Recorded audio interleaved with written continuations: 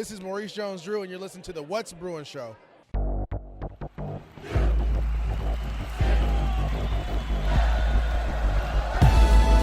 You're listening to the What's Bruin Show, part of the What's Bruin Show network, with your hosts, Jake Berryfield and Mike Regalado, and occasionally some friends, talking all things UCLA sports. And now, it's time for the What's Bruin Show. Hello, and welcome to What's Bruin. I am your host, Jake Merrifield, and I am here today with a special appearance by my friends from Reign of Troy, Michael Castillo and Alicia De Artola, the Penguin of Troy. And we're going to talk about the new NCAA college football game 25, which I know for a couple generations of people is a pretty big deal, given it is back after 10 years of being off the shelf. This is the What's Bruin Show on the What's Bruin Show network. We appreciate your support at What's Bruin Show on Instagram and Twitter. The email is whatsbruinshow@gmail.com. You guys have started to email us again. I appreciate that. You guys have started to call the hotline again. I appreciate that. I'll get the number in a minute. You can help out the show by subscribing. Just about $2 a month on Patreon, patreon.com/whatsbruinshow or whatsbruinshow.com, or a little bit more on the Substack, whatsbruin.substack.com. You can send the What's Bruin Show into the future as we are getting ready to start this 2024 college football season. Me and Mike will be bringing you a bunch of shows over the course of this season. You can search up the show on YouTube. Any shows we put on the main feed will be on YouTube with a slideshow, which hopefully I will be updating soon. You can get WBSN merch on a MyLocker site. Look down in the show notes for a link. And of course, you call the hotline, 805-399-4WBS, second Reign of Troy, who I will be welcoming onto the show in just a moment. Look back the last couple weeks. We had a great interview with Wayne Cook last week, went for like an hour. Mike has interviewed an Oregon announcer, Steve Tannen. We had UCLA historian and author Spencer Stuve on. I had a cool interview with Michael and Alicia earlier in the month as well, talking a little USC and UCLA to the Big Ten. And Mike just landed pretty much in Indianapolis, or at least he's en route. So he'll be having some stuff, I'm sure, for his actual real job at Bro. But he'll also be having some pearls here for the What's Bruin Show as well when we talk to him. So thank you for your support, and shoot me some emails, some tweets, and call the hotline. But with that being said, I want to talk about EA Sports College Football 25. I have got the game. I fired it up a little bit. I played half or two. I put a tweet up on the What's Bruin Show account about how I scored my first touchdown with Jamaal Sturdivant and told Megan Suckett-Cal when he was celebrating on the screen. Those are wonderful moments that this game is making possible again. If you're the type to be interested in this game because of all the different combinations of things you can do, I thought there was a funny story on Podcast versus Everyone, which is a Washington State podcast that I listen to much less now, but I used to listen to when we were all together in a conference. But I'll put the link below in the notes. And it's in the first 10 minutes or so of it. They talk about the game. But I thought it was hilarious, the things they are doing in the game to get revenge on their former Pac-12 mates, putting Washington State and Oregon State into the Big Ten or a big super conference, or making a super conference with all of the Blue Bloods, and Washington State and Oregon State are a part of it. And then they relegated all the other former Pac-12 schools to a Mountain West conference and put them in a division called Losers. So it was kind of fun to hear them talk about it and the different perspectives we'll get on college football from this game. But that's the kind of stuff you can do with the newest iteration of this game, and why people, I think, that love college football and that also can play video games are drawn to it. From the UCLA perspective, I'll give a couple thoughts right now, and then I'll give a couple more at the end after Michael and Alicia have their say. But just firing up the game, if you put in your favorite team as UCLA, you get greeted with a home screen of Ethan Garbers and a little foam finger for UCLA. Joe Bruin's on there. No Josie, by the way, in the game. Apparently they only had like 50 mascots, so we should be happy Joe Bruin's in there, but obviously it'd be great if we had them both. But the home screen for UCLA is pretty cool looking. The right colors. Our quarterback's on there. You look at the roster, and most of the Bruins are on there. I'll go through some of the notable exceptions after I talk to Michael and Alicia. But there's only a couple things, in my opinion, that are like controversial for Bruin fans. Number one, it was Jay Toya's rating. He's like rated 79 as a defensive tackle. I think it's horribly low rating for him. He's not even like the highest rated defensive tackle on the team. I want to say Keanu had him beat, or Gary Smith had him beat. But that's probably the thing that I'm most upset about the player rankings. We'll talk about who's actually in the game and who's not in a minute after we hear from RoT. These are literally people that love the game, and they've already played quite a bit of it. I mean, you're going to hear Michael and Alicia talk about right now how combined they both have about a full work week of time played on this game, which is much more than I do, and I would dare say it's probably more than a lot of people. So I don't know if that's a commentary on millennials or a commentary on dinks, dual income, no kids. I don't know, but they're getting a lot of college football in since it came out. So we will lean on their expertise at this point. But yeah, with that being said, let's get to the conversation I had with Reign of Troy's Michael Castillo and Alicia D'Artola, the Penguin of Troy. I'm happy that UCLA won.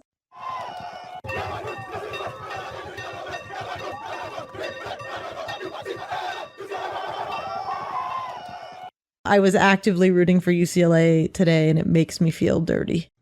All right, joining me once again on the What's Bruin Hotline, it is, my dear friends, it is Michael Castillo and the Penguin of Troy, Alicia D'Artola. And Sarah just walked in the room. She says hi, too. So, hey, how are you guys doing? Hi, hello. Sarah. We are happy to be here, and we're happy to join you. We're happy to see Sarah and everybody. Yeah, no, thank you very much for going on. I apologize for any outside noise. Sarah's doing laundry right now, but that's okay.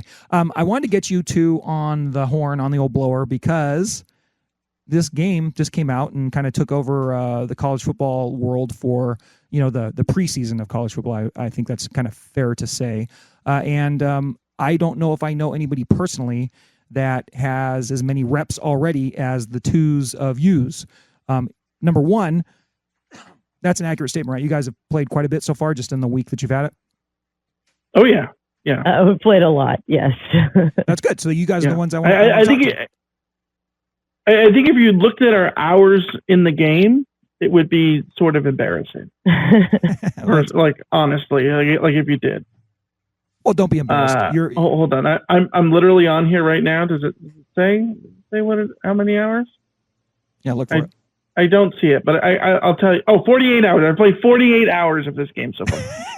That's awesome, Michael. Since Monday afternoon. We're recording on Sunday. You do not disappoint. Okay, so first, either one of you. I have 35 hours. Oh, Alicia, good. Yeah, you were able to look it up too. But, okay, just a little bit behind. What's wrong with you, Alicia? Why aren't you playing? Why aren't you committed?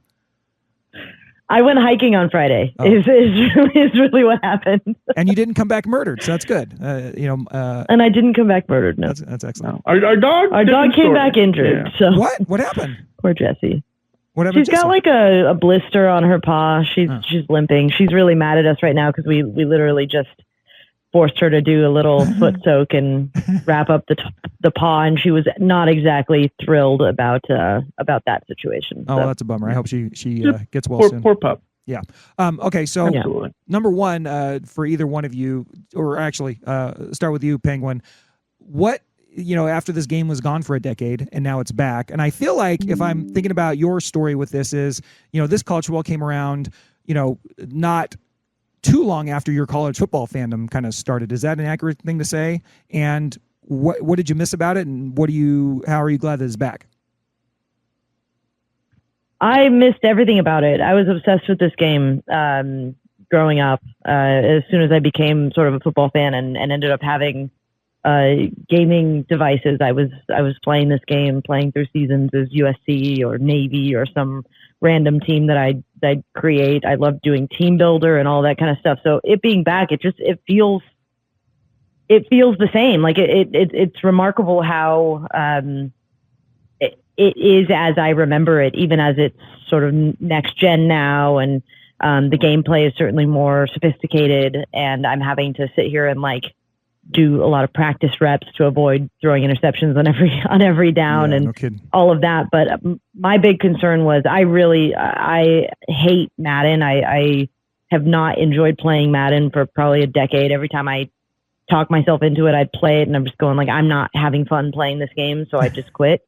And I was kind of worried that we'd come into this game and I would feel the same. And I do not feel the same at all. It is just a far more, for me, enjoyable game, whether it's because the gameplay is faster, whether it's because I'm more connected to the college football of it all. Maybe it's because I prefer the college sort of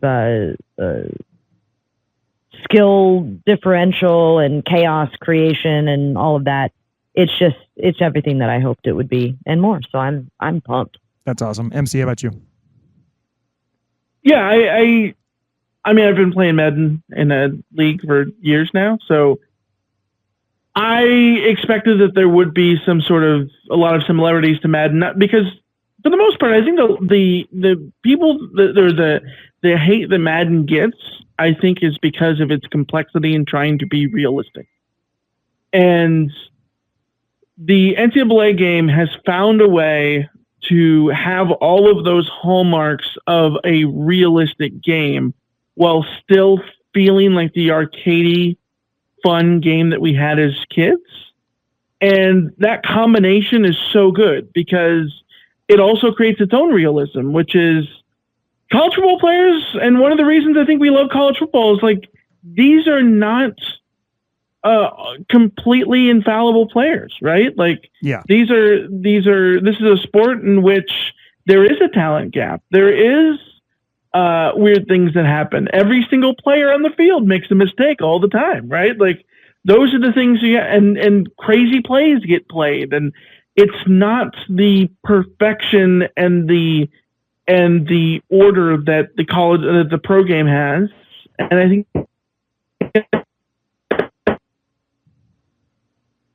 go downfield, because you have to have so many things right to get a pass downfield to work. And I don't have the patience. I don't have the eye to read the coverages enough to, put defenders in conflict enough downfield to get all those things to work out.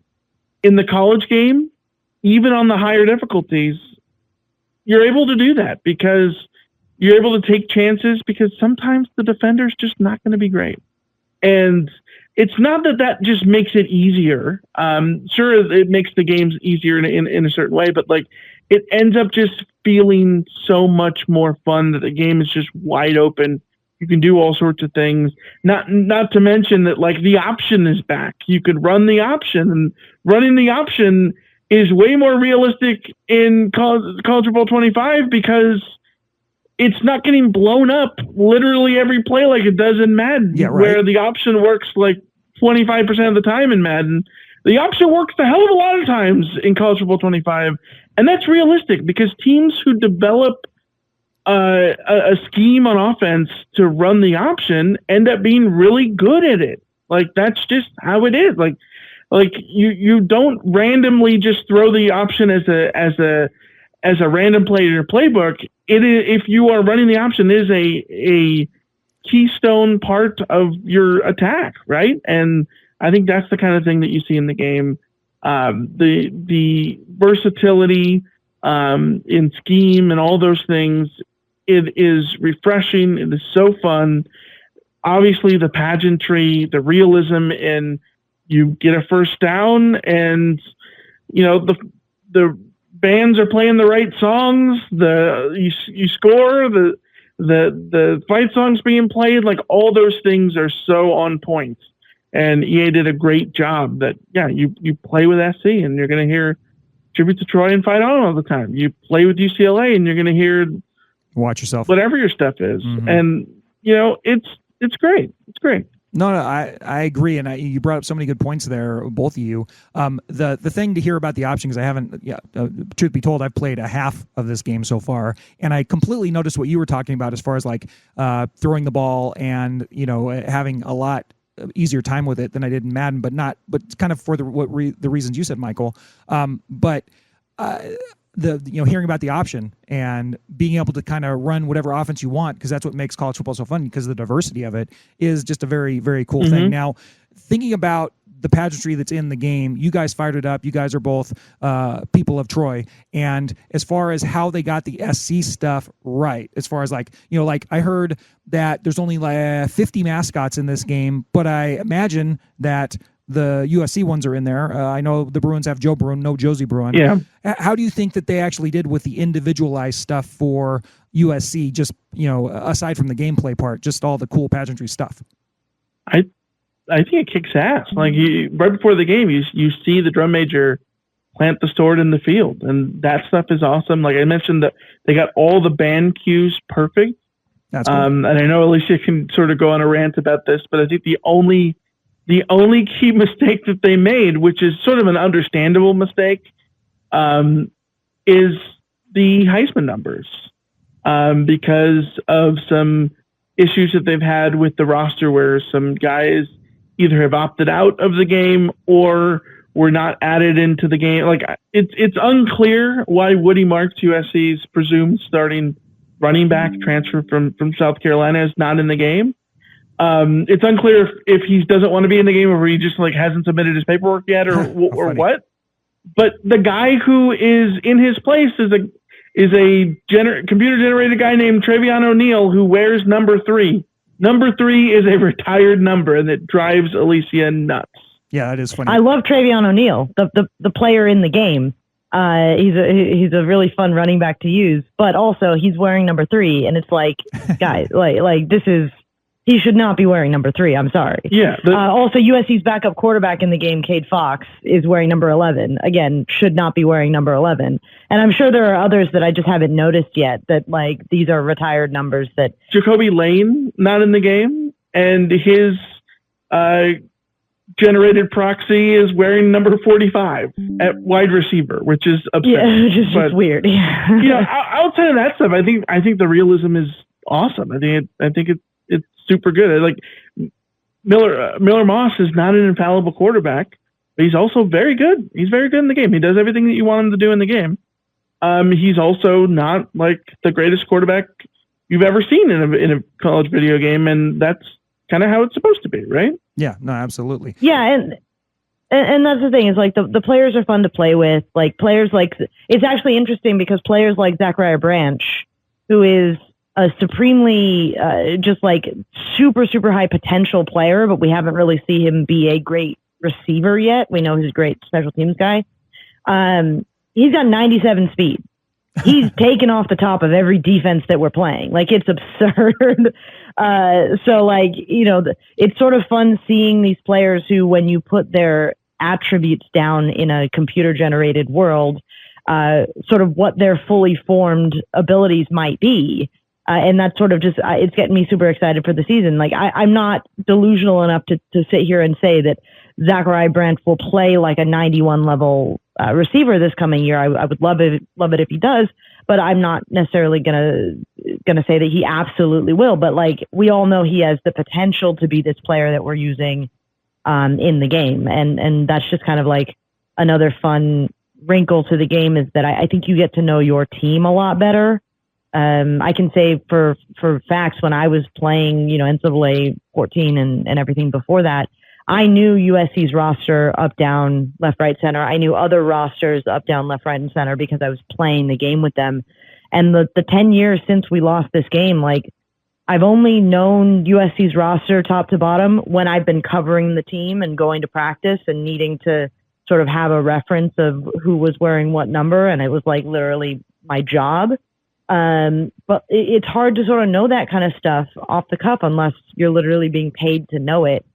And now with this game, it's just a lot easier. Aside from the guys who aren't in the game, which is super disappointing because there are a lot of holes on USC's roster in terms of guys who, for whatever reason, opted out. I don't know. I would be interested to have a conversation with some of those guys to find out why. But you know. What starters? Yeah, and it's one of those things that like did they opt out or did they just not submit the paperwork or whatnot? Yeah, I don't know exactly how it's supposed to work. I don't know if you had to opt out or opt in. You had to opt in, and by opting in, you get the $600 and the copy of the game. Yeah. I wonder how active you had to do it. Like, you know, it's entirely possible some of these guys just like didn't check their emails or like are like us and being flakes? No way. I mean, that's the thing is like I'm notorious for sort of missing deadlines because I procrastinate. So I think it's entirely possible that dudes procrastinated and just didn't get in it. But like USC's backup quarterback, Jaden Mayava, isn't in the game. Like Michael said, Jacoby Lane, who's a guy we're super excited to see at wide receiver this year, isn't in the game. Obviously, Woody Marks, the transfer, isn't in the game. One of the Alani Noah, one of the offensive linemen, right guard, is not in the game. Who else big isn't in? I can't think off the top of my head. Eric Gentry isn't in the game. Oh wow! Yeah. Okay, that's it would have been fascinating to play. He's like 8 feet tall, speaking right? of players that Yes, it would have been really fun to sort of experiment with him on our own. Like, where does he work in a video game context?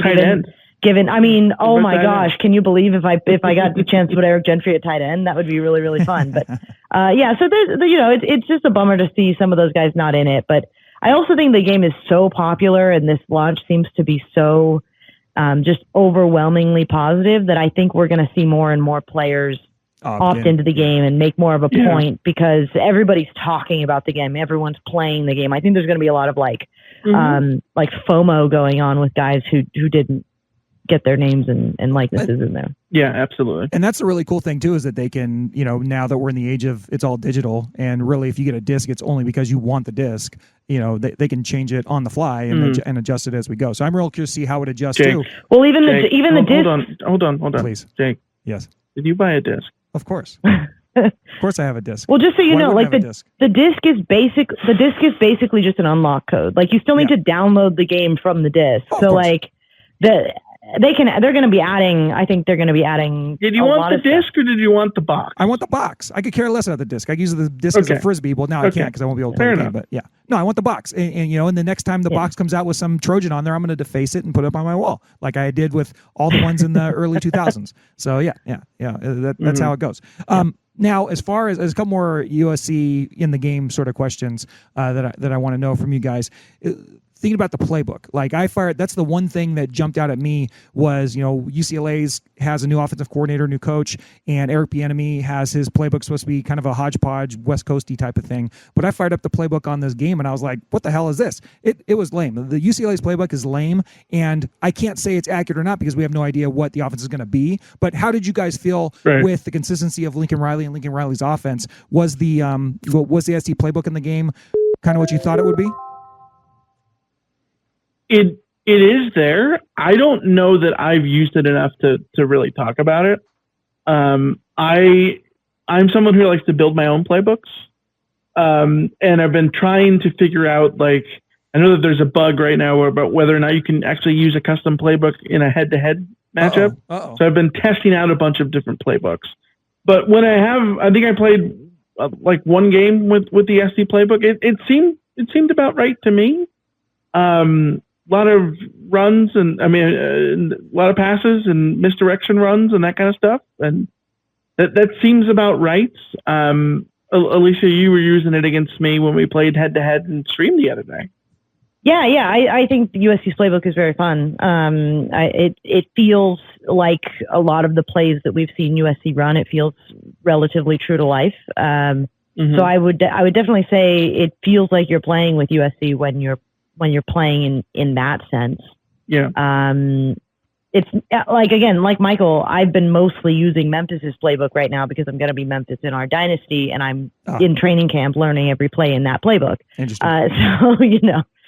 So a lot of the time right now is like just trying to get good at the game before I get smoked by What conference am I going to end up in, Michael? Do you have any idea? Some sort of G5. You gotta be a G5. No. I mean, I have people started picking them out. What's looking lean? What's looking lean? I was thinking I was going to end up in the MAC. The MAC is looking the most lean, but the MAC also has absolutely god awful teams. Oh yeah, the MAC. I mean, I started out as Northern Illinois because their mascot looks like our dog, and then was convinced to just take over Memphis because they are just an objectively better team. Now I'm in the American. I will give you some positive thoughts here, Jake. Please. And all of the Bruin heads listening to this. I have done 2 seasons at James Madison, JMU, the Fighting Dukes, the Big Dukies. In both of those seasons, when I have looked at the college football playoff as the season has ended, UCLA is in it. What? That's insane. Both of those teams. That UCLA won. Playoffs? You kidding me? It's actually wild. Some of the playoff simulations that we've seen, like the number of times we've seen NC State is like winning national titles left and right. That's crazy. Where's UCLA? I think people have seen Stanford get into the playoff. It's just like it feels very wide open in And I think that demonstrates one of the great things about college football, that I am hopeful of the playoff, even though it is so top heavy with realistically Georgia and Ohio State and those dominating. But like, it does feel like any given year, random sets of teams can get into that 12. Right. And I'm sort of, the game is sort of bearing that out as a distinct possibility. No, it is funny too, because we talked about how they've been adjusting they'll adjust the settings as they go and kind of change the stats depending on how the performance is. Just from EA Sports released this, the rankings of the teams, I want to say a week or two before it came out, like July 15th. And then by the time I got the game, I don't know why or how this happened. Maybe it has to do with the players who opted in, but UCLA went from being a 79 overall to being an 82 overall, which I thought was kind of weird. Because that's what they are when I fired up the game. Along with Megan's team, the Golden Bears, Cal, they went from being an 81 to an 82 too. So it's just like, it's going to be interesting to see how that goes. But you guys brought up looking at the standings as you've gone through the seasons. How are you planning on using this during the season for your podcast? Are you going to utilize it at all? Yes, I am very hopeful, and this is one of the things that I hope more players get in the game. From opposition teams, so that I don't have to sort some of this stuff out. But yeah, no kidding. I plan to do at least every week that going into a game, I want to sort of do a game preview via College Football 25. Just like play a game and sort of treat that game as an opportunity to say, well, this is something the USC needs to look out for with this wide receiver or that defensive end, or these are the players to look out for. These are the plays, all of that. So I think it's going to be a really interesting tool.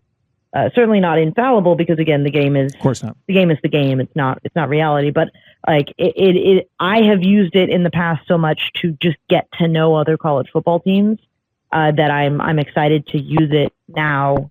Going into the LSU game and hands-on familiarizing myself with LSU in a way that I have not been able to do because the game hasn't been there. I find that I remember things much better because I play this game than just sort of studying up like I've had to do for the podcast over the last few years. I think absolutely. Yeah, and it's funny too. Really, we just need to play it enough so that we can write off our game and our PS subscription. It's really all. There you go. Use it for enough content. Write that bad boy off.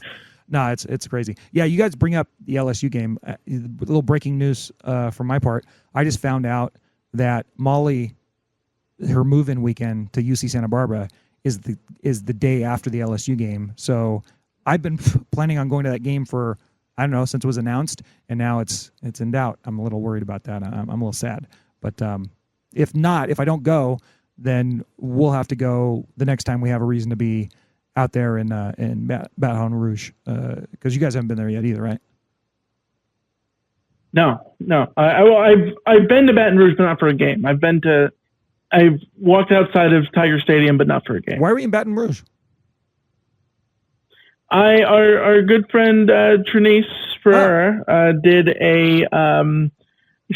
when she was at Cal, she was doing a master's thesis on HBCU football, and I was her cameraman. Oh shit! And so we traveled to New Orleans, and she interviewed people at Southern, which is in Baton Rouge, and then we drove up to Grambling, and went to the Eddie Robinson Museum in Grambling and talked to some guys in Grambling. So it was pretty cool. Oh, that's a fun trip. We got embedded with the Grambling band for a week. That is outstanding. That's oh wow, that's really fun.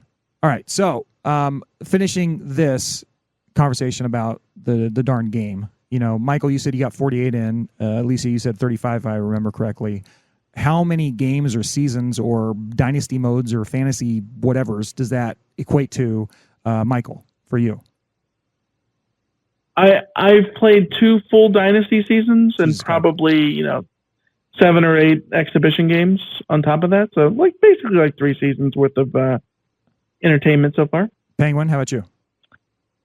I have played the first 3 to 4 games of 4 or 5 different restarted dynasties for a variety of reasons. Is it going your way? And Yeah. Well, in the first one was I literally just screwed up and like simmed a game accidentally and didn't know how to do recruiting. So I was like, screw it, I'm going to restart. Yeah. And then I was playing as Northern Illinois and got super frustrated after a month of that game in game. And then I was convinced to switch over to Memphis. So then I started one with Memphis, and then I think I again screwed up and like simmed a game accidentally, like the first game or whatever. And so I restarted it again. And now, like literally the last 2-3 days of playing, I have not really played games. I've literally just sat here for hours while everybody else is playing games on our group chat, and I'm just running plays. I'm in training camp. I'm gonna be good at the game before our dynasty begins, so that I'm not a complete embarrassment on Heisman. Well, that makes one of us. I love the committed effort over here. You got it. I mean, here's the thing. Here's the thing. I am so bad at defending in the game that I just have to be able to score a lot of points. Right. And I can say, like, my pro tip to anybody who's playing the game and is frustrated by maybe the difficulty level, literally just go in and do free practice and run your plays. Just because you can do, you can pick your play and then you can do a random defensive play going across, and the defense changes each rep, and you just learn it. It's just like being in practice. You run it until you feel comfortable knowing exactly where your reads are going to be, knowing exactly what you're looking for from the defense specific to those reads. Like it's actually been really cool. Very cool. Now, okay, so the last thing I want to get to, which leads right into this, what if you're like, if you played this game back in the day and now you're unwrapping again, and maybe you have some Madden experience, maybe you don't, but for this particular game, guys, you know, what modes do you think are is it dynasties or some other version of, you know, a path in the game to play? And then that, and then I have one more question. What's the best modes to play in the game, according to you guys? I think you got to start with Dynasty, and then the other way to go is RoT to Glory, which is you create your player, and it's a single player. From there, you try to build your player up and get recruited and go through your whole college career. And I think that's always fun because, you know, you can start by doing sort of anything, and it's only, you know, 4 or 5 seasons depending on your eligibility. So it goes by pretty quick. It's a fun way to play. So if you play that, my go-to is always play Dynasty until I get bored of winning national titles, which in this game will be play Dynasty until I am capable of winning a national title, and then get bored of winning national titles. Then RoT to Glory, because then you get bored of playing the team game and it's a new game mode. And then I think for this game, I did like 20 minutes of Ultimate Team and it didn't take. But I wonder if down the line, once I've done enough Dynasty and enough RoT to Glory, if I'll just go like, screw it, I'm just going to spend a weekend playing Ultimate Team, and then maybe I'll get into that. But so far, it's really, just Dynasty. Is Ultimate Team the thing with the cards that you have to? Is that where you have to buy stuff? Yeah. That's like your NFT bullshit MBA investment thing you did, you know? Yeah, I gotcha. Yeah, but see, like, I love Ultimate Team on FIFA, like with the soccer game, and this Ultimate Team doesn't feel the same as that. If it did feel the same as that, I'd be all about it. Madden Ultimate Team sucks ass. Oh, really? And I logged into this one just to open the early access packs, and I was like, I have no interest in doing this. I love Ultimate Team in MLB The Show. I love Ultimate Team in FIFA. This one, not so much. We'll see. One question about RoT to Glory, because I've never done that mode. If you want to be the left tackle, getting recruited as a left tackle, when you actually get to the games, are you playing as the left tackle? I mean, how does that work? Or are you actually still playing a traditional game? It's just you're monitoring that player's progress. I don't know. I don't think you can be a left tackle, to be quite honest. Okay, I've only ever played it as like skill position. Yeah, well, okay, so if you're a running back, do you only play the running back reps in the actual game? Like, is there somebody throwing you and hand the ball off? Oh, wow. Yeah, you only play the reps of the player that you are. So If you're a wide receiver, you run your route, and if the ball comes to you, it comes to you, and if it doesn't, it doesn't. If you're a running back and they're throwing the ball, and you just sort of sit there and do your blocking, and you yeah. I did not know that. All right, well, that's cool. I actually might play that now. At least that's how it used to be. I haven't done this yet. Who would want to be a line? Yeah, me, Michael. Jake, apparently. Weirdo. Thanks. I appreciate that. Weirdo. Okay. Well, I did have one more question. I'm trying to think of it while I'm looking at your beautiful face. Sorry, go ahead. To confirm, I just went into RoT to Glory. You can play as a quarterback, a halfback, a wide receiver, a middle linebacker, or a corner. Oh, okay. Like you can't even be a safety, which I'm a little bit surprised about. Yeah, it's funny. If you could be a corner, you should be able to be a safety. Oh, that's interesting. Okay, well, I wonder how that gameplay actually is. I remember my last question, and it's this. So now that you guys have, the almost 80 hours between you, Sarah's looking over my shoulder at MC, staring at him, but he's not looking at the camera. Oh, look there, Michael's saying hi. Good. Now that you have all this time in on the game, for the time you've spent playing the franchise mode or dynasty mode, how much time percentage-wise are you playing games, and how much time percentage-wise are you goofing off with the recruiting stuff and all the other stuff outside of the game, outside of the actual game? I think there's a lot of time you could put into recruiting, but it sort of goes down per week because the first week or two, like before the season, when you set your board, you could easily spend an hour doing all your recruiting stuff. But as the weeks go on, so the way it used to be recruiting points, right? Yeah. Now it's the same thing, but they call them hours, which I think is a better reflection of reality. It's like the number of hours you're devoting to recruiting this player, right? And so if I'm putting 50 hours into recruiting this 5-star running back this week, then when I get to next week, it's already going to have the 50 hours there that is already going to be allotted. So like it sort of saves what you're doing. So unless you're making changes, you could just keep everything pretty much the same. The only time that you're going to want to go in and, move your hours around a little bit. You're going to want to take guys off your board who aren't considering you as much as you'd like, take off the guys who have committed elsewhere, etc. But it really, your amounts of effort in there, or in terms of time, drops considerably as the weeks go on. Okay, well, that's although I think at the end of the seasons, you get to a point where like you sort of got enough commits, an excess of hours left, and then it's like, well, now I'm just gonna like go see who's been under recruited and see if there's a diamond in the rough there.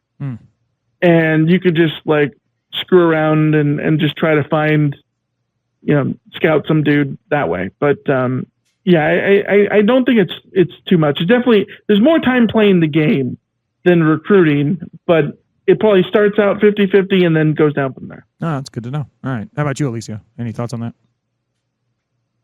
Yeah, I'm with Michael on that. I think that recruiting, I enjoy it. I think there's a lot of fun to be had sort of sifting through and trying to find those diamonds in the rough, but you don't have to. I think your mileage may vary, and I think you can spend whatever time you want to on recruiting. Like from the point that you can literally have the computer do the recruiting for you if you really don't want to, if you just want to play your games, or really, really in the weeds and be very discerning about what kind of players you're going to be targeting and all of that kind of stuff. So I think if you like it, you can go to town on it. And if you don't really have to worry about it too much if you don't want to. Oh, that's cool. All right. Well, very good. Well, guys, thanks for giving me a nice half hour of your time. I want to make sure that we're checking in at least a couple times a month as we go through this college football season, depending on your guys' availability. Yeah. Well, we love you, Jake. We're always thrilled to get to chat with you. So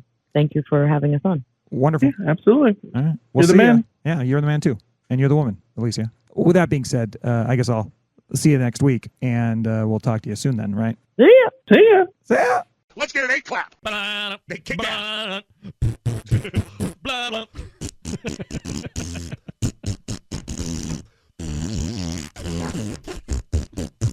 Fight.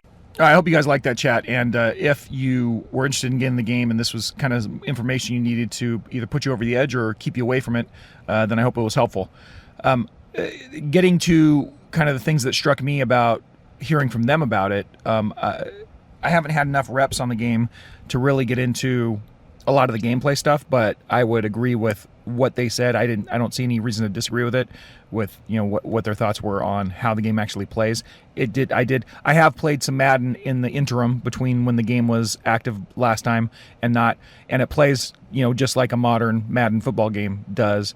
But like Michael was saying about how just the players don't play quite as locked in as their Madden counterparts. I think that's probably pretty true. So it is kind of a more wide open experience, I think, than what Madden is kind of designed to be. So that part's fun. As far as the UCLA specific stuff, right? The Rose Bowl's in there. It's very, very accurate. You've probably seen clips online if you're interested in looking at it about how the presentation for all that came in, and the Bruin Walk coming into the stadium, all that stuff. That's all well and good. It's cool. I mentioned earlier we have Joe Bruin in the game, no Josie. But as far as what Bruins are actually in the game, most of them are.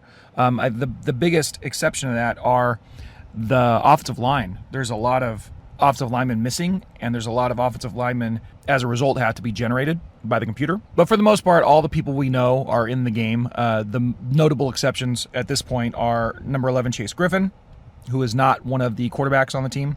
Former What's Bruin Show guest Deshaun Morrell is not in the game. Notre Dame transfer Rico Flores is not in the game yet. Linemen Josh Carlin, Sam Yoon, Dave Magna, and the transfer from UNLV, Alana Makahele, are not in the game. And defensive end Ja'Cory Price is not in the game. Pretty much everybody else you can think of that that you'd be interested in seeing run around the field probably is in there. So it's actually, I think, a pretty good percentage, and we're not missing. I mean, no one's really paying attention to the linemen probably except for me in the game. So really, probably the only notable person you're missing that you would actually probably play with is Rico Flores, the wide receiver from Notre Dame. So that part's good. One thing that was kind of disappointing to me, but I completely understand it, is, Mike and Alicia were talking about kind of the different things you could do with the uniforms and changing the uniform colors and all that stuff. And one thing I would have liked to be ironed out in the future, but I don't know if you can, like who has the rights to it and how can they put it on there with the different apparel companies UCLA's worked with over the years, going from Reebok to Adidas to Under Armour, now to Nike. UCLA has had some pretty sweet alternate jerseys, in my opinion, over the years. But in the game, really the only one you can get is the very cool, but it's the only one, and that's the 1954 throwback uniforms. Those are on there, and they look good when you put them on there. But I would have loved it if we could get like LA Steel, remember those? LA Midnight, LA Knights. If the steel one was the actual steel-colored one, the midnight one were the blacks, the LA Knights one were the dark blue uniforms. I really liked how those looked. It'd be cool to see, be able to play the game with those on. And, let's say I'm an SC fan and I wanted to play the UCLA game, the rivalry game, with UCLA in its surrender whites. Not that anyone, I would never want to do that. I'm kind of glad those aren't in the game, but they aren't in the game if you wanted them, right? So none of those alternate uniforms are in the game, so that's kind of a bummer. I'm hoping we'll get some more options down the line. Like I know with Madden, like there are so many different alternate uniforms for each one of those NFL teams. It doesn't seem like it would take that much memory to make that happen for this game because all the combinations are already in there. So I don't know how that's going to work. But all in all, I don't know how much time I'll actually be able to play this darn game. I am going to be in a Dynasty League with the Rain and Troy people and some of their kind of media buddies. And we're all going to pick, as they reference, we're all going to pick some sort of group of 5 team and play a franchise. I committed to 1 season of that so far. I'm hoping that I have the time to complete it, but you never know. It gets really busy. And playing the video game's got to be pretty far down the line. But if I notice anything with the game as it goes on, I will point it out to you guys. But there is one glaring, giant, huge controversy. You heard Mike and Alicia talk about the retired numbers thing with USC, how they have some of their retired numbers being used by computer-generated players, which was a huge oversight, I think, by the makers of EA. Like, they didn't realize maybe that fans would care about that stuff. But guess what number is on a computer-generated character for the Bruins this year? That's right. I sent a tweet about it earlier today. Number 42, Jackie Robinson's number, is being used by a computer-generated player named Evan Ledbetter. I like the Pearl Jam reference, but he could be pretty much any other number other than 42. The Bruins don't have a ton of retired numbers like 8 or 9 of them, I want to say. To me, it seems like they should be able to sniff that one out at EA Sports and, take the retired numbers off of the jerseys for each team. I know that would probably take somebody like an afternoon's work to prohibit that, but that seems like an easy fix, and I hope that they do fix it. But other than that, it's a fun game, and I hope if you guys have gotten it, you're enjoying it, and if you have no interest in it, then oh well, it's all good. It's not going to hurt nobody. But it is really kind of catapulted us into the college football season. Big Ten Media Days are this week. Mike is there, and we'll be getting a report from him, I'm sure, sometime soon. We have lots of stuff coming up for you heading into the football season. I hope you are around for the ride. So thanks for listening. Subscribe on Patreon or on Substack. Call the hotline. Until next time, go Bruins. Good evening. Smoke 'em if you got 'em. That was the What's Bruin Show. Try us tomorrow. Same bat time, same bat channel. It's got to be in or out, Mom. In or out. Well, I need the door closed. Thank you for your cooperation. Dude, bro, we play some ball on the West Coast. The final word is boob.